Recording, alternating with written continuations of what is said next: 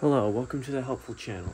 Today I wanted to go over the differences between the Dyson Ball Animal 3 Extra and the Dyson Cinetic Big Ball regarding repairability and ease of access for filters and stuff. So first, we'll start with the Animal 3 Extra. As you see, you can access the top filter, the cyclone filter, by just pulling up on this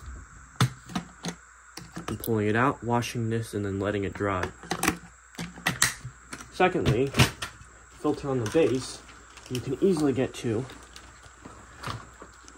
by unscrewing this knob right here.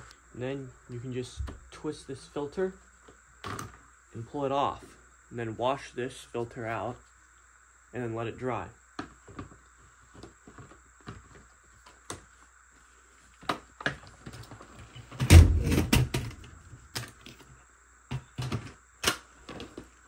Now, if we go on to the Dyson Cinetic Big Ball, take a look.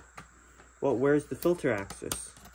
You can't get to the top filter. You have to take this off, take out like a bunch of screws, and then hope you know how to put it back together right. Same goes for the filters down here. Now there's two of them, but they're really hard to access because you need a screw here and like 8 screws inside there. Same for this side. So there you go. There's the repairability assessment between the Animal 3 Extra and the Dyson Cinetic Big Ball.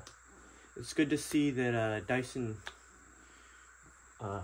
fixed the repairability issue and longevity issue of their machines, because if you can clean the filter out, your machine will last a lot longer. Let me know what you think down in the comments about this. Thanks for watching. Please subscribe and hit the bell to never miss another helpful video.